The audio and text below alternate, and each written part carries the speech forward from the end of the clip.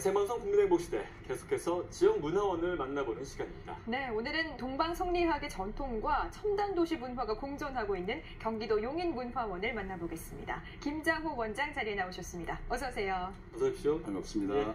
자, 원장님, 용인하면 사실 신도시 네, 사실 딱 떠오르거든요. 그렇죠. 네. 근데 용인이 알고 봤더니 굉장한 전통과 문화를 가지고 있는 곳이더라고요. 좀 소개해 주시죠. 네, 그렇습니다. 제 용인은 동방 이야기의 시조인 포은 정몽주 선생님하고 또 아주 정치 개혁의 그 사상가이시죠. 그 정암 조광조 선생이 묻혀 계신 영면에 계신 그런 곳이고 네. 또 많은 그 용인의 그 소년들이 묻혀 계신 그런 고장입니다. 네. 그래서 그리고 뿐만 아니라 용인에는 그 고려 때 그 몽골이 그 2차 침입을 했을 때 김윤우 승장이 그 초인 부곡민을 천민들을 데리고 분연히 일어나서 그 물리친 정말 초인 대첩이라고 하는 엄청난 그런 토성 초인성을 가지고 있기도 합니다. 네, 잘 발전된 도시, 신도시로만 잘 알려져 있다 보니 문화에 대해서는 상대적으로 많이 덜 알려졌던 것 같은데 그런 대단한 문화적인 역사적인 배경을 또 가지고 있군요. 그렇죠. 또 이런 전통을 지키고 유지하는 것이 바로 이제 문화원의 역할일 텐데 문화원 소개도 함께 해주시죠. 예, 그렇습니다. 이제 문화원은 전국에 229개 문화원이 있습니다. 막 그 중에서 우리 용인 문화원은 한 네 번째 뭐 이렇게 태어난 지금 올해가 꼭 60년 되는 그러니까 60년 전 1954년에 용인 문화원이 생겼습니다. 네. 그래서 그동안에 우리 용인 문화원은 각종 역사 문화 활동은 물론이고 또 역사 문화에 대한 발굴, 보전, 전승, 기록 막 이런 쪽에 상당한 그 활동을 해왔습니다. 네. 뿐만 아니라 이제 저희가 초인성 문화제라든지 또는 포운 문화제 막 이런 그 문화 행사를 통해서 문화에 대한 그 정체성을 확립하고 또 최근에는 용인의 그 문화 역사를 바탕으로 해서 문화 콘텐츠 개발을 하고 있습니다. 네. 그래서 상당히 많은 그런 쪽에서 시민들에 대한 그 정체성 확립에 노력을 하고 있습니다. 네. 저희가 예전에 이런 이야기를 들었습니다. 이제 어른들로부터 생거진천 그리고 사거용인, 좀 어려운 한자인데 생거진천 사거용인 이 말의 유래에 대해서 지난달 이제 학술대회가 열렸다고 하는데 어떻게 진행됐습니까? 그렇습니다. 지난해 저희가 학술대회를 그 열은 바 있는데 생거진천 사거용인 그러니까 뭐 혹시 죽어서 가는 곳이 용인 아니냐 그런 이야기들을 하는데 사실 음택이 많으면 양택도 많은 겁니다. 그러니까 오늘날 100만 도시로 커가고 있는 거 아니겠어요? 그런데 우리가 학술대회를 통해서 용인이 효의 발상지였다. 효요. 라고 하는 것이 거기서 밝혀졌어요. 그게 뭐냐 그러면 지금은 뭐 남대문 뭐 숭례문 아닙니까? 우리나라 국보 1호인데 이 숭례문을 그 당시에 축성도감을 하셨던 평도공 최유경 선생이 있었습니다. 이분이 돌아가셔서 용인에 묻혔어요. 그때 그 아들이 진천에 살았어요. 최사이라고 하는 아들이. 근데 묘막을 짓고 3년간 묘막을 마치고 고향에 가서 내가 죽거든 아버지는 죽어서도 모시겠다. 그니 용인에 묻어달라. 그래서 최사이 무덤도 용인에 있습니다. 그래서 그 유래가 구비전승으로 내려온 것이 생거진천 사거용인이다. 그런 말의 뜻이 됩니다. 보통 이제 묻힐 때는 아무래도 이제 다 좋은 풍수지리로서도 좋은 곳에 그런 의미도 있을 것 같은데 그런 효를 용인의 대표적인 이미지로 또 계속 만들어가는 것도 굉장히 좋을 것 같거든요. 그런 것들에 대한 문화원의 노력은 어떤 게 있을까요? 그렇습니다. 이게 우리 포은 선생님에 대한 그 충효 또 우리 최유경 선생님에 대한 그 충성 막 이런 것을 중심으로 해서 제 용인이 그 충효의 도시로 일컬어져 왔습니다. 그동안에. 그랬는데 저희 문화원은 포은 문화제나 초인성 문화제를 통해서 충효와 관련된 100일장 또 전국 스토리텔링 공모전 막 이런 것을 저희가 하고 있습니다. 그리고 찾아가는 향토사 교육을 통해서 어린 학생들에게 우리의 그 소년들의 충의호 예의 정신을 바탕으로 한 그런 교육을 해나감으로써 인성교육에 아주 저희가 역점을 두고 있습니다. 네. 요즘 시대의 가장 중요한 부분이 아닌가. 효라는 그렇죠. 하나의 어떤 그렇죠. 그런 마음이 좀 드는데, 용인문화원에 용인학연구소가 있죠.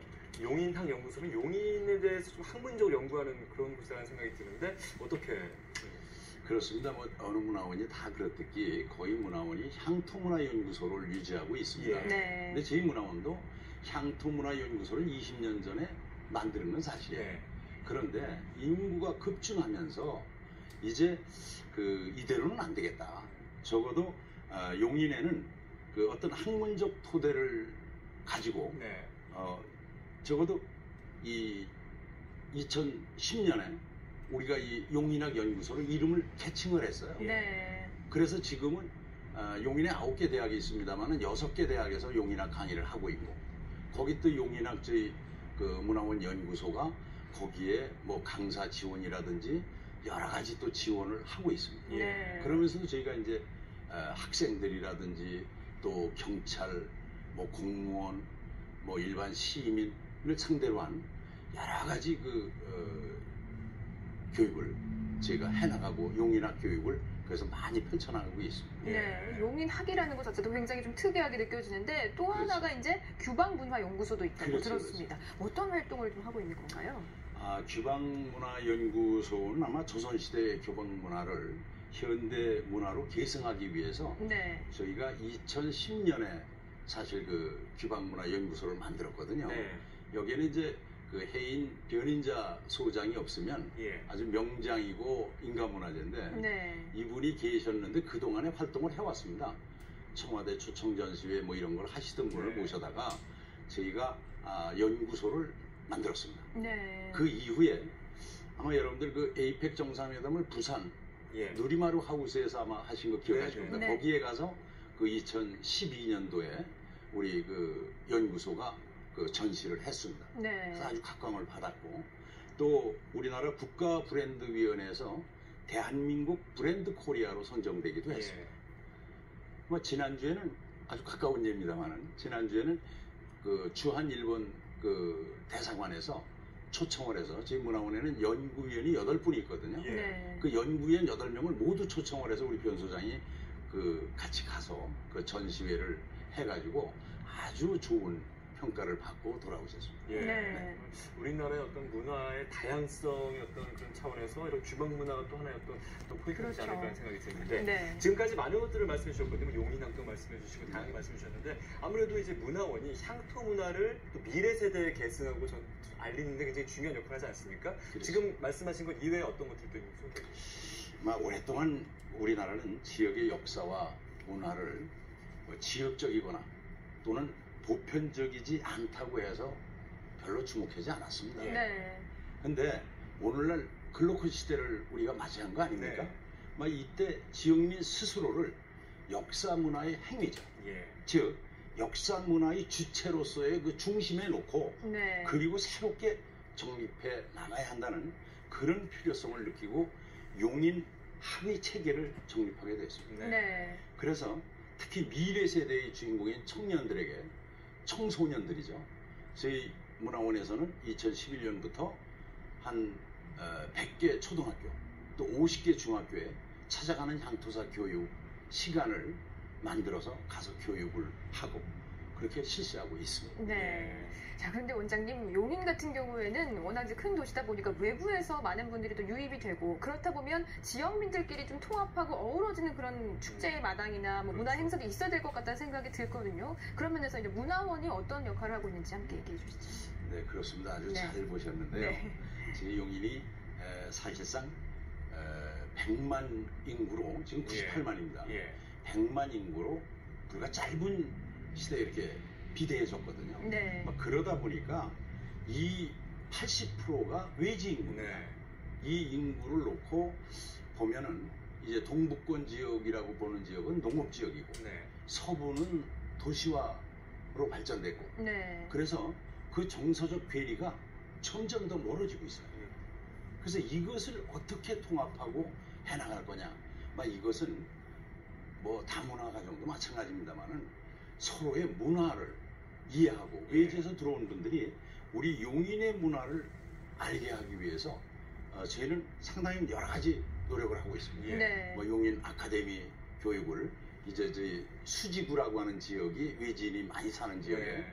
가서 용인항 아카데미를 강의하고 네. 또 용인에 대한 문화유적 투어를 저희가 하고 있습니다. 예. 그래서 용인의 문화를 빨리 알게 하면 용인을 사랑하고 알고 그러면 정서적으로 같이 통합되는데 가장 빠른 지름길이 아닐까. 뭐 거기에는 물론 음식 문화, 한쪽 문화가 다 들어가겠지만 네. 그런 쪽에서 저희가 통합을 이끌어내겠다는 그런 각오를 가지고 열심히 하고 있습니다. 네. 네. 그런 교육들이 이제 좀 시간을 거듭하다 보면 쌓이다 보면 정말 네. 이제 또 통합에 가까워지는 그런 교육이 되지 않을까 생각이 드는데 마지막으로 이제 올해가 이제 2달밖에 남지 않았습니다. 2달도 잘 안 남았는데 네. 이제 뭐 1년 동안의 어떤 그 결산할 수 있는 시기가 아니겠습니까? 앞으로 이제 남은 시간 동안 어떤 쪽이 좀 활동을 주력하실 계획이신지 그렇습니다. 지금까지 제 이제 용인이 사실은 급속히 발전해가는 그런 과정에서 예. 어떤 것이 생겼냐 그러면 이제 마을이 없어지고 네. 막 그러는 거예요. 네. 그러니까 이게 뭐예요? 막 어떤 그 농촌에 대한 그 아주 보존해야 될 그런 어떤 역사적 가치인데 도시화되는 것을 누가 막을 수 없잖아. 그렇죠. 그러면 하나의 마을이 없어지면 박물관이 없어지고 한 노인이 돌아가면 도서관이 하나 없어지는 거나 마찬가지다. 네. 이런 말이 있지 않습니까? 예. 그와 마찬가지로 저희는 그래서 이것을 그 자연에 대한 그 마을지를 지금 만들어가고 있습니다.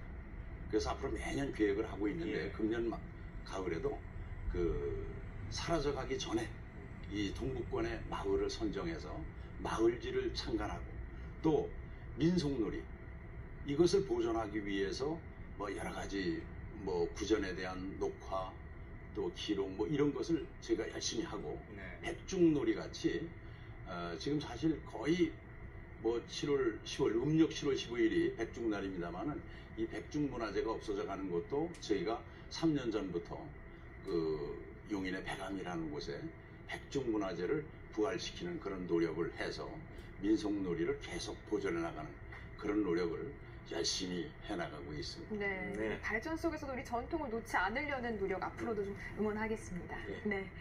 자, 문화융성의 길라잡이 지방문화원 오늘은 커지는 도시 규모만큼 다양한 활동으로 지역의 역사와 문화를 지키고 발전시키는 용인문화원을 만나봤습니다. 네. 함께해 주신 김장호 원장님 오늘 나와주셔서 감사합니다. 고맙습니다. 감사합니다.